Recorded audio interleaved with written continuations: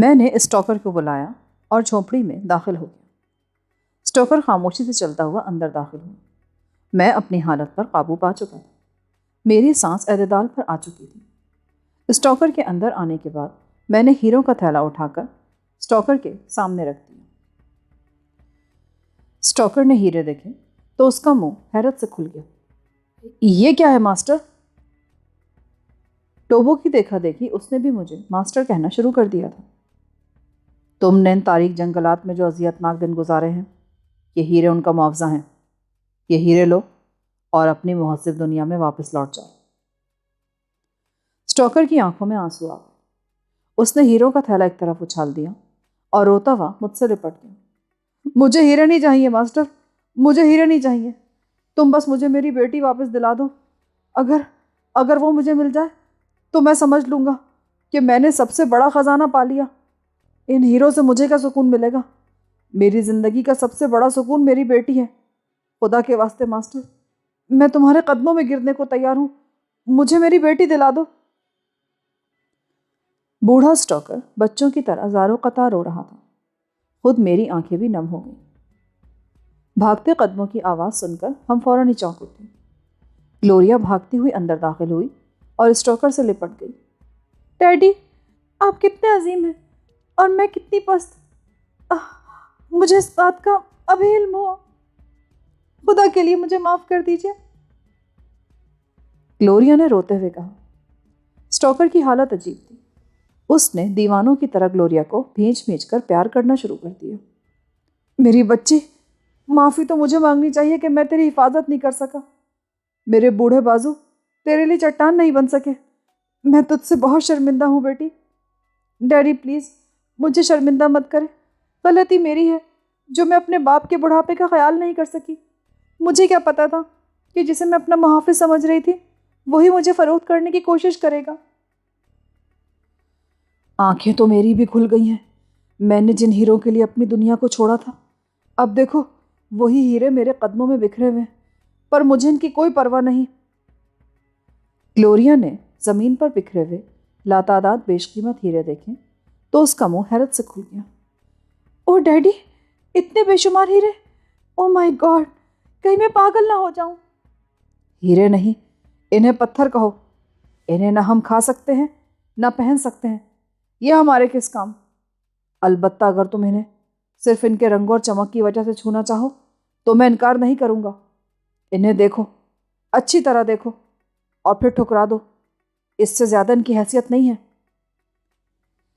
Gloria stalker کا بازو پکڑ کر زمین پہ بکھرے ہوئے ہیروں پر جھک گئی۔ میں ان دونوں کو چھوڑ کر باہر نکل آیا اور ایک درخت سے ٹیک لگا کر ٹوبو کا انتظار کرنے لگا۔ اندر نہ جانے باپ بیٹی میں کیا گلے شکوے ہوئے، لیکن جب وہ دونوں باہر نکلے تو ان کے چہرے دیکھ کر یہ اندازہ لگانا مشکل نہیں تھا کہ اب ان دونوں کے درمیان کوئی خلیج حائل نہیں رہی۔ لیکن نہ جانے کیوں میرے دل میں ہلکا ہلکا سا درد اٹھنے لگا۔ مجھے اپنے گھر والے یاد آ گئے۔ کتنی ہی خلیجیں میرے اور ان کے درمیان حائل ہیں، لیکن ایسا کوئی نہیں جو ان خلیجوں کو پاٹ سکے۔ مجھے اپنے آپ پر غصہ آ گیا اور میں نے سر جھٹک کر اندر آنے والے خیالات کو منتشر کیا اور اسٹاکر اور گلوریا کو دیکھنے لگا جو میری ہی طرف آ رہے تھے۔ مسٹر سرفراز، میرے پاس وہ الفاظ نہیں جن کے ذریعے آپ کا شکریہ ادا کیا جا سکے۔ واقعی آپ سچ کہتے تھے اور میں بہت بے وقوف تھی کہ آپ کی باتوں کا اعتبار نہیں کیا۔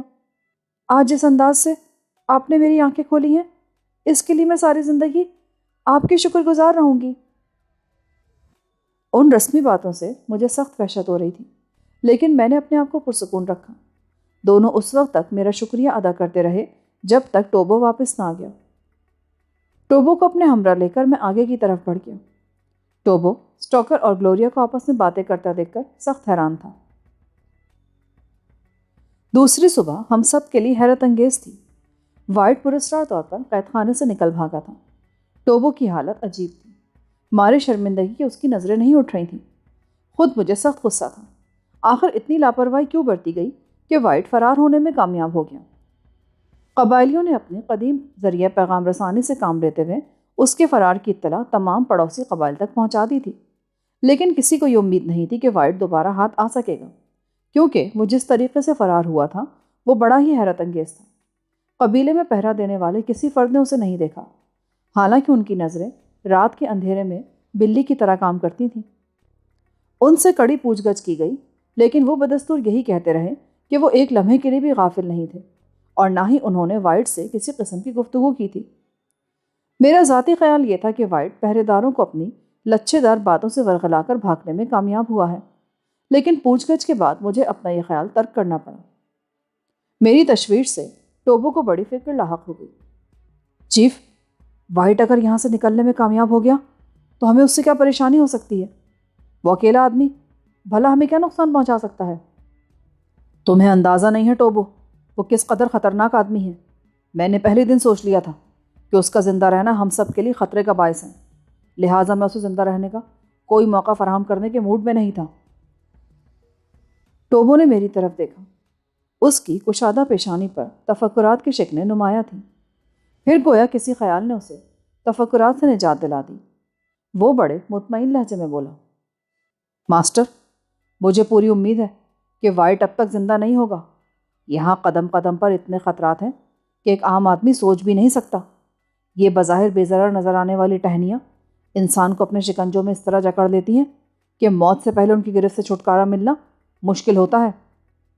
وہ تو ٹھیک ہے ٹوبو، لیکن نہ جانے کیوں میری چھٹی حس خطرہ محسوس کر رہی ہے۔ وائٹ جس سازشی ذہن کا مالک ہے اسے نظر انداز نہیں کیا جا سکتا، اور اب میں نے ایک فیصلہ کیا ہے۔ کیسا فیصلہ ماسٹر؟ یہی کہ اگر کل تک وائٹ زندہ یا مردہ ہمارے ہاتھ نہیں لگا تو میں بذات خود اسے تلاش کروں گا۔ ماسٹر، کیا وہ سفید چمڑی والا سور اس قابل ہے کہ اس کی تلاش میں مارا مارا پھرا جائے؟ ہاں ٹوبو۔ ماسٹر، میں یہ ہرگز برداشت نہیں کر سکتا کہ تم ان جنگلات میں بھٹکو جو تمہارے لیے بالکل اجنبی ہیں۔ ٹوبو تمہیں نہیں جانے دے گا۔ تمہاری جگہ ٹوبو ذلیل آدمی کو تلاش کرے گا، اور یہ ٹوبو کا وعدہ ہے تم سے کہ وہ ناکام چہرہ لے کر تمہارے سامنے نہیں آئے گا۔ میں تمہارے جذبے کی قدر کرتا ہوں، لیکن میں تمہیں ہرگز اس کی تلاش کی اجازت نہیں دوں گا۔ وہ سفید چمڑی والا شیطان تمہارے بس کا روگ نہیں ہے۔ تم اس کے سازشی ذہن کا مقابلہ نہیں کر سکو گے، لہٰذا یہ کام مجھ پر ہی چھوڑ دو۔ اگر تم اتنی بضد ہو تو میں تمہیں جانے سے نہیں روکوں گا، لیکن تمہیں تنہا بھی نہیں جانے دوں گا۔ میں تمہارے ساتھ جاؤں گا۔ میں سوچ میں پڑ گیا۔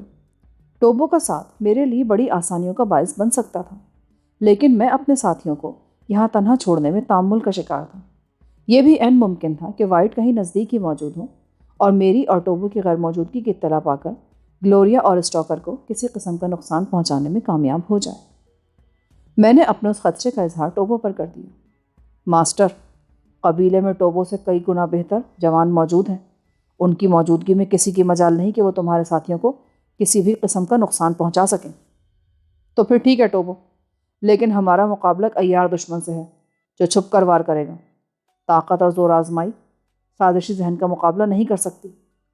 کچھ بھی ہو، یہ ٹوبو کا اٹل فیصلہ ہے۔ کیا وہ دن بھول گئے تم جب ٹوبو نے تمہارے خون کے ساتھ خون ملا کر ہمیشہ تمہارا ساتھ دینے کا عہد کیا تھا؟ وہ سب تو ٹھیک ہے ٹوبو، لیکن میں تمہیں مزید کسی مشکل میں نہیں مبتلا کرنا چاہتا۔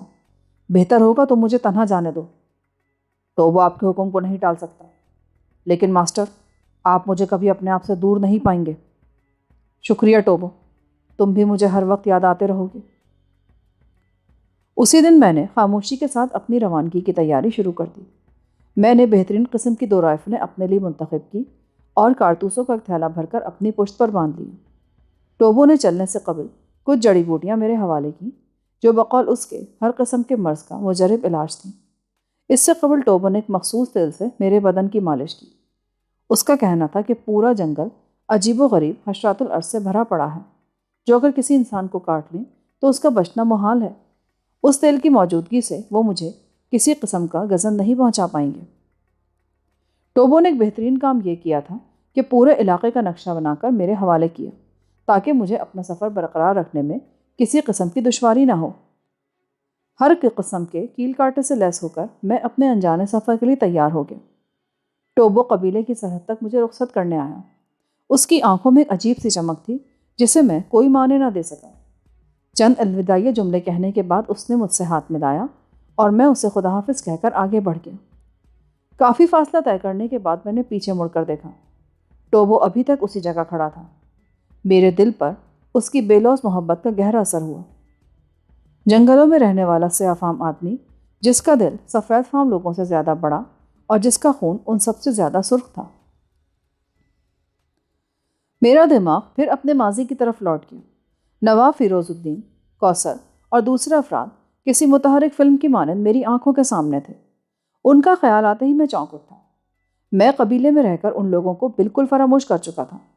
نہ جانے ان لوگوں پر کیا گزری ہوگی۔ کہیں ایسا تو نہیں کہ وہ کسی جنگجو قبیلے کے ہتھے چڑھ گئے ہوں، یا وہ خوفناک دلدل انہیں نکل گئی ہو جسے ہم اپنے عقب میں چھوڑ آئے تھے۔ جو میں سوچتا گیا، میری الجھنوں میں اضافہ ہوتا چلا گیا۔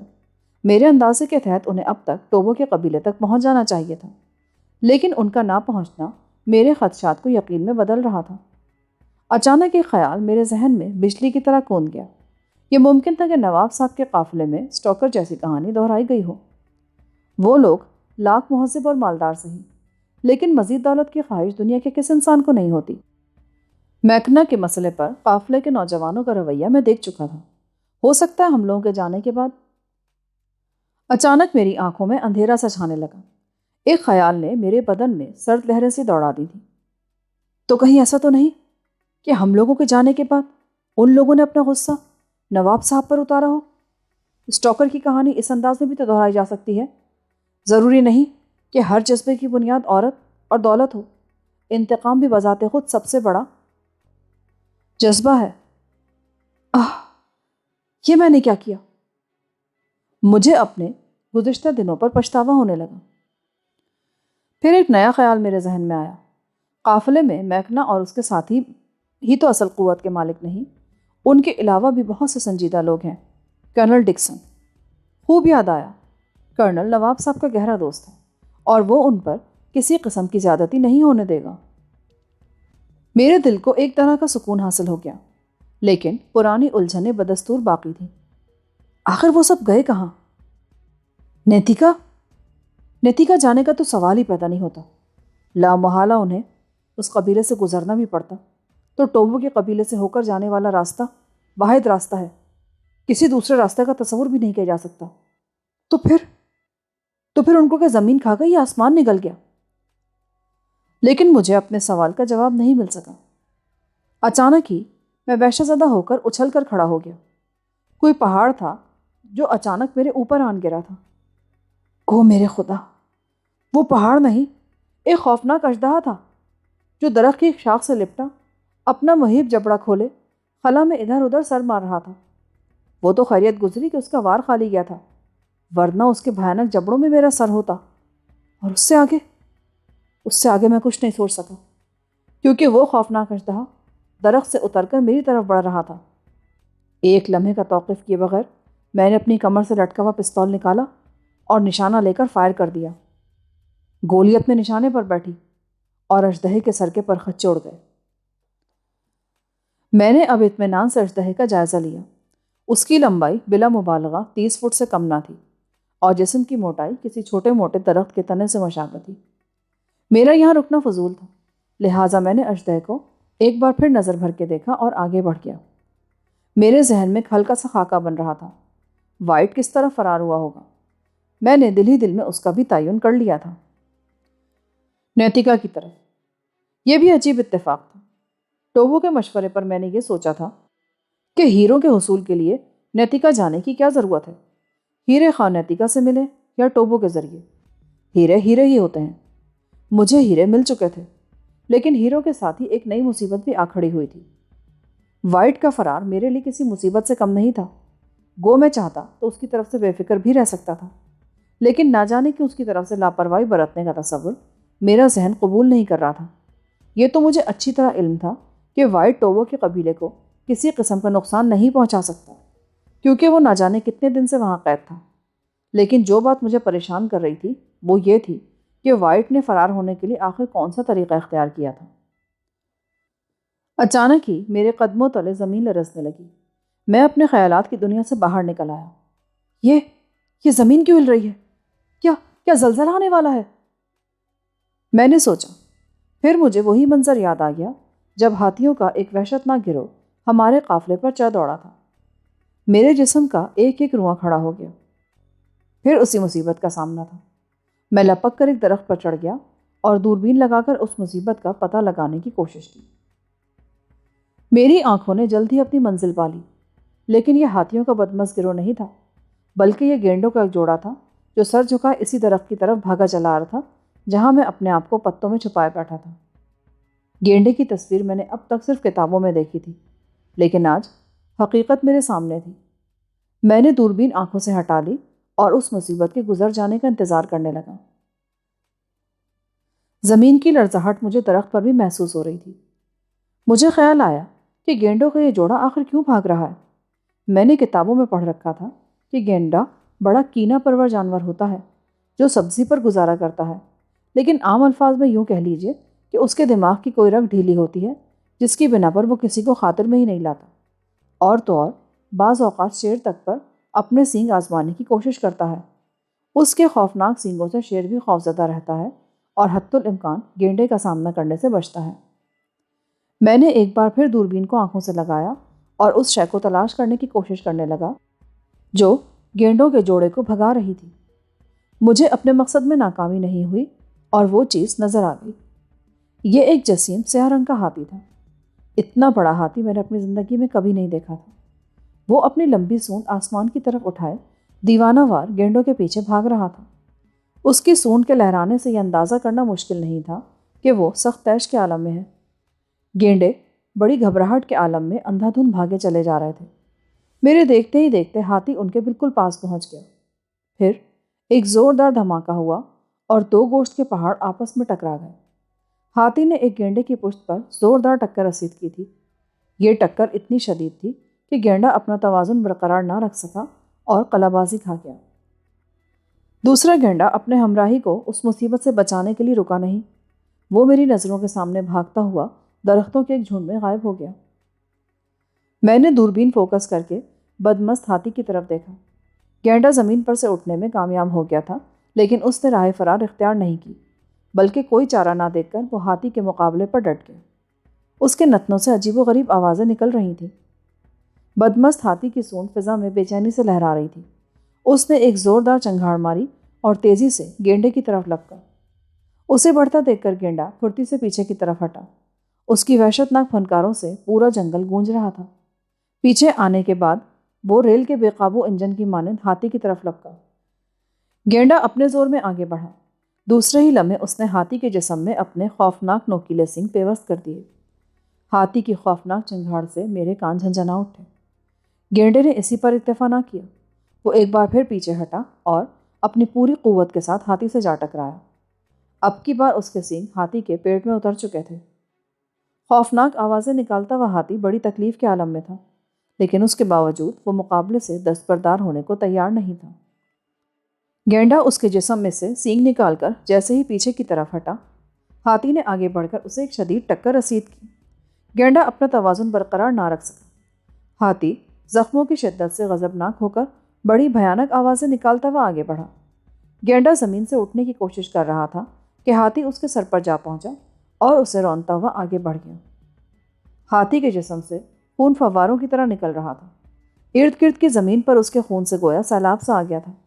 گینڈے کو روندنے کے بعد وہ پھر پلٹا اور گینڈے کے جسم پر اپنا بھاری بھرکم ستون نما پاؤں رکھ دیا۔ کچھ کربناک آوازیں گینڈے کے حلق سے نکلی، لیکن ہاتھی اسے معاف کرنے پر تیار نہیں تھا۔ وہ بار بار اس کو رونتا رہا۔ خود اس کی بھی حالت بہتر نہیں تھی۔ مسلسل خون بہنے کے سبب اس کی رفتار میں سستی پیدا ہو گئی۔ مجھے یہ توقع نہ تھی کہ وہ زندہ رہ سکے گا، اور ایسا ہی ہوا۔ گینڈے کے ختم ہوتے ہی ہاتھی کی قوت برداشت جواب دے گئی اور وہ نڈھال ہو کر گینڈے کے مردہ جسم پر ڈھیر ہو گیا۔ میں نے درخت سے فوری طور پر اترنا مناسب نہیں سمجھا۔ 10-15 منٹ میں نے انتظار کی کیفیت میں گزار دیے، اور جب مجھے اچھی طرح یقین ہو گیا کہ دونوں لڑاکے ختم ہو چکے ہیں تو میں درخت سے اتر کر ان دونوں کے مردہ جسموں کے قریب پہنچ گیا۔ ہاتھی تو ختم ہو چکا تھا، لیکن گینڈے میں ابھی زندگی کی کچھ رمق باقی تھی۔ یہ ممکن تھا کہ وہ زندہ رہتا، لیکن ہاتھی کے گرنے سے اس کی رہی صحیح قوت بھی جواب دے گئی۔ مجھ سے گینڈے کی کربناک حالت دیکھی نہ گئی۔ میں نے رائفل اتار کر ہاتھ میں لی اور اس کی نال گینڈے کی پیشانی پر رکھ کر فائر کر دیا۔ افریقہ کے اسرار آہستہ آہستہ میرے سامنے آ رہے تھے۔ یہاں کا قانون صرف اور صرف طاقت کا تھا۔ جس کے پاس طاقت ہے وہی یہاں کامیاب ہے، لیکن طاقتور ہونا ہی کافی نہیں۔ 2 طاقتور جانوروں کا انجام میرے سامنے تھا۔ میں نے اپنے ذہن کو مزید بھٹکنے سے روکا اور اپنے سامان کا جائزہ لے کر اپنا سفر دوبارہ شروع کر دیا۔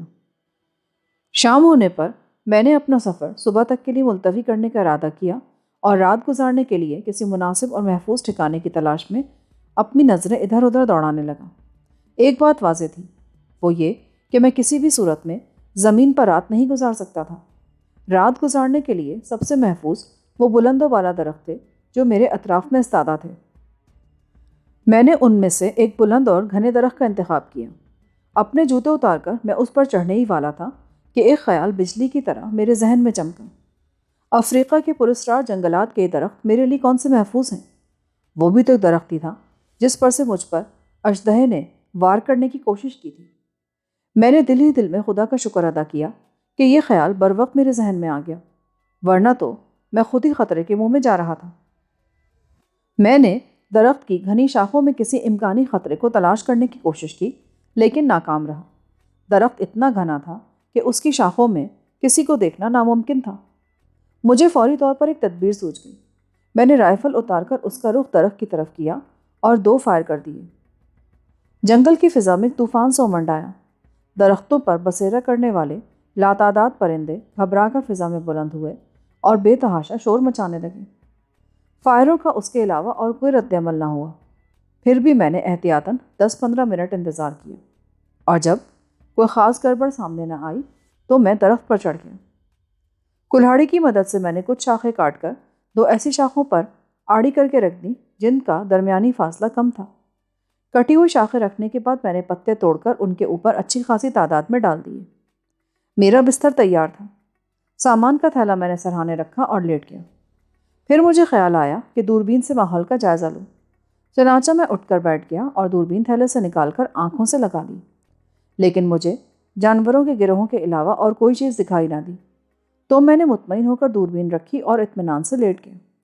لیکن سکون میرے نصیب میں کہاں تھا؟ مچھروں کا ایک لشکر مجھ پر حملہ آور ہو گیا تھا۔ خدا کی پناہ، اتنے موٹے مچھر میں نے اپنی زندگی میں کبھی نہیں دیکھے تھے۔ ان کی بھنبھناہٹ سے ایسا لگ رہا تھا کہ گویا پانی کا تیز جھرنا کسی چٹان پر گر رہا تھا۔ لیکن بھلا ہو ٹوبو کا، اپنی تمام تر کوشش کے باوجود مچھر مجھے کسی قسم کا نقصان نہیں پہنچا پائے تھے۔ اس کی واحد وجہ وہ تیل تھی جس کی مالش ٹوبو نے چلنے سے قبل میرے جسم پر کی تھی۔ مچھروں کا یہ طوفان بہت دیر تک میرے گرد منڈلاتا رہا، لیکن اپنی سر توڑ کوشش کے باوجود وہ میرا خون چوسنا تو درکنار میرے جسم تک پر نہ بیٹھ سکے۔ آخر کار یہ لشکر مایوس ہو کر دوسری جگہ کوچ کر گیا۔ میں نے ان کے جانے پر اللہ کا شکر ادا کیا۔ رات کا اندھیرا ہر چیز کو اپنی لپیٹ میں لے چکا تھا۔ کچھ دیر پہلے کا پرشور ماحول سناٹے میں ڈوب گیا تھا، البتہ کہیں دور سے شیر کے دھاڑنے کی آواز اس سناٹے کو کبھی کبھار مجروح کر دیتی تھی۔ مجھے لیٹے ہوئے ابھی دیر نہ گزری تھی کہ اچانک میری چھٹی حس بیدار ہو گئی۔ کوئی زیرو میرے آس پاس موجود تھا۔ میں نے آنکھیں کھولی اور اندھیرے میں گھور گھور کر اس نادیدہ شے کو دیکھنا چاہا، لیکن میری آنکھوں میں بلی کسی خصوصیات نہیں پائی جاتی تھیں، اسی لیے میں اپنے مقصد میں ناکام رہا۔ اچانک کسی نے میرے سرہانے رکھا ہوا تھیلا گھسیٹ لیا۔ میں جن بھوتوں پر اعتبار نہیں کرتا، لیکن اس خوفناک ماحول میں مجھے جن بھوتوں کی حقیقت پر اعتبار کرنا ہی پڑا۔ مارے خوف کے میرا بدن پسینے سے بھیگ گیا۔ میں فوراً اٹھ کر بیٹھ گیا۔ اچانک کوئی چیز مجھ سے ٹکرائی۔ بالکل ایسے لگا جیسے کسی نے ہاتھوں سے ٹٹول کر مجھے دیکھنا چاہا ہو۔ دہشت سے میرا برا حال تھا۔ نہ جانے میں کس مصیبت میں گرفتار ہو گیا تھا۔ مجھے اپنی زندگی کچھ ہی دیر کی مہمان محسوس ہونے لگی۔ بوکھلاہٹ میں مجھے کچھ اور نہ سوچا۔ میں نے کمر سے بندھا ہوا پستول نکالا اور اندازے سے فائر کر دیا۔ ایک کریہ سی چیخ سنائی دی۔ فائر کی آواز سے جنگل میں ہلچل سی برپا ہو گئی۔ اچانک مجھے خیال آیا، ایک ٹارچ بھی تو میرے تھیلے میں تھی، لیکن تھیلا نہ جانے کہاں تھا۔ میں نے اندھیرے میں ادھر ادھر ہاتھ چلائے تو تھیلا مل گیا۔ میں نے ٹارچ تلاش کی اور بٹن دبا کر اسے روشن کر دیا۔ میں نے ٹارچ کی روشنی میں اس پراسرار ہستی کو تلاش کیا۔ وہ مردہ حالت میں درخت کے نیچے پڑی تھی۔ اسے دیکھ کر بے اختیار میرے منہ سے لاہور کا نعرہ نکلا۔ وہ کمبخت ایک بندر تھا جو شاید میرے سامان میں کھانے کی کوئی چیز تلاش کر رہا تھا کہ مارا گیا۔ مجھے کچھ دیر پہلے کی اپنی بوکھلاہٹ پر ہنسی آ گئی۔ میں کچھ دیر تک اپنی گھبراہٹ کا خیال کر کر کے دل ہی دل میں لطف اندوز ہوتا رہا، اور پھر مجھے نیند نے اپنی آغوش میں لے لیا۔ پتہ نہیں مجھے سوئے ہوئے کتنی دیر گزری تھی کہ اچانک شیر کی خوفناک دھاڑ سے میری آنکھ کھل گئی۔ شیر نزدیک ہی موجود تھا۔ میرا دل اچھل کر حلق میں آ گیا۔ شیر دوبارہ دھاڑا۔ اس کی دھاڑ میں نہ جانے کیا اثر تھا کہ ایک لحظے کے لیے میرے سوچنے سمجھنے کی قوت جواب دے گئی۔ میرا ذہن وقتی طور پر معطل ہو چکا تھا۔ بڑی مشکل سے میں نے اپنی دگرگو حالت کو سنبھالا اور دل مضبوط کر کے بیٹھ گیا۔ اپنی نظریں میں نے اندھیرے میں جما دیں۔ جلدی مجھے شیر کی پوزیشن معلوم ہو گئی۔ میرے سامنے کچھ فاصلے پر 2 دہکتے ہوئے انگارے روشن تھے، جو ظاہر ہے شیر کی آنکھوں کے علاوہ اور کچھ نہ تھے۔ میں نے رائفل اٹھا کر نشانہ لیا اور سنبھل کر اپنی نظریں ان انگاروں کی طرف جما دیں۔ درخت پر ہونے کی وجہ سے مجھے ویسے تو کوئی خطرہ نہیں تھا، لیکن پھر بھی احتیاط ضروری تھی۔ شیر دبے قدموں سے چلتا ہوا درخت کے عین نیچے آ کر کھڑا ہو گیا تھا۔ شاید اس نے اپنے شکار کی بو پا لی تھی۔ ویسے تو مجھے کوئی خطرہ نہیں تھا، لیکن میں کسی قسم کی غفلت نہیں برتنا چاہتا تھا۔ میں نے نشانہ لے کر ٹریگر پر انگلی کا دباؤ بڑھانا ہی چاہا تھا کہ فائر کی آواز سے جنگل کا سکون درہم برہم ہو گیا۔ شیر بڑے خوفناک انداز میں دھاڑا تھا۔ میں نے حیرت سے اپنی رائفل کی طرف دیکھا، لیکن یہ فائر میری رائفل سے نہیں ہوا تھا۔ میرے کچھ سوچنے سے قبل دوسرا فائر ہوا۔ شیر بدستور دھاڑ رہا تھا، لیکن دوسرے فائر کے ساتھ ہی اس کی آواز رفتہ رفتہ ختم ہو گئی۔ مارے حیرت کہ میرا برا حال تھا۔ آخر اس جنگل میں میرے علاوہ اور کون شخص موجود تھا؟ اب تک تو میں یہی سوچ رہا تھا کہ اس تاریک جنگل میں سفر کرنے والا میں واحد آدمی ہوں، لیکن اب میری یہ خوش فہمی رفع ہو چکی تھی۔ اس جنگل میں میرے علاوہ بھی کوئی آدمی موجود تھا، لیکن وہ کون ہے؟ اس کے بارے میں بالکل لا علم تھا۔ جو میں سوچتا گیا، دماغ بھول بھلائیوں میں الجھتا چلا گیا۔ ایک بات بالکل واضح تھی، شاید وائٹ بھی میرے آس پاس ہی موجود ہے۔ اس کے علاوہ اور کسی شخص کا جنگل میں کیا کام؟ مجھے اپنے آپ پر غصہ آنے لگا۔ وائٹ میرے آس پاس ہی موجود ہے اور میں اسے تلاش کرنے سے قاصر ہوں۔ یہ اسرار میرے لیے ایک چیلنج بن گیا۔ رات کا نہ جانے کون سا پہر تھا۔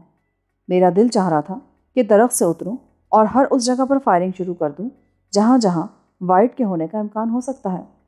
اس کے علاوہ دوسری صورت کوئی نہیں تھی۔ میں نے بڑی مشکل سے اپنے غصے پر قابو پایا اور رات گزرنے کا بے چینی سے انتظار کرنے لگا۔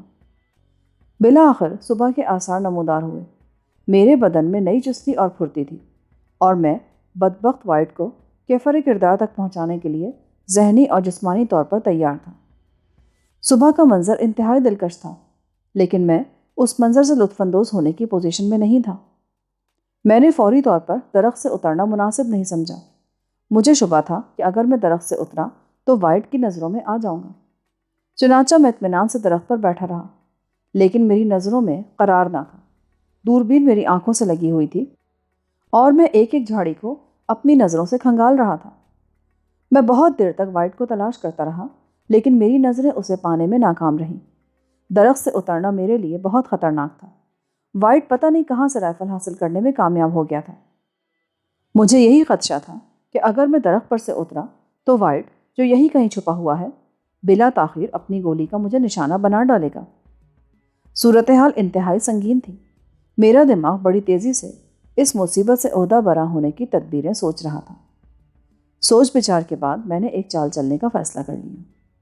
درخت پر بیٹھے بیٹھے میں نے دونوں ہاتھوں کا حلقہ بنایا اور اپنے پھیپڑوں کا پورا زور لگا کر چیخا، وائٹ، میں نے تمہیں دیکھ لیا ہے۔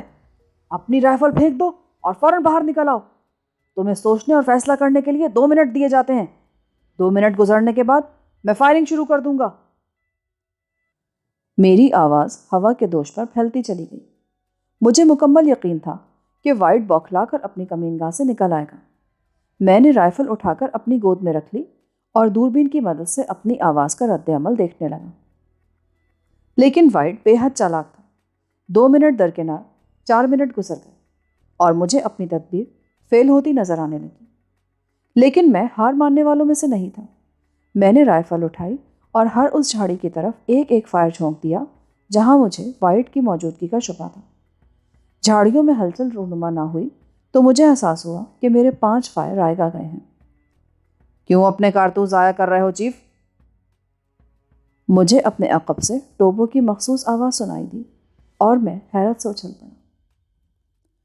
میں نے پلٹ کر پیچھے دیکھا۔ ٹوبو میرے ہی درخت کی ایک شاخ پر بیٹھا، دانت نکالے مجھے دیکھ رہا تھا۔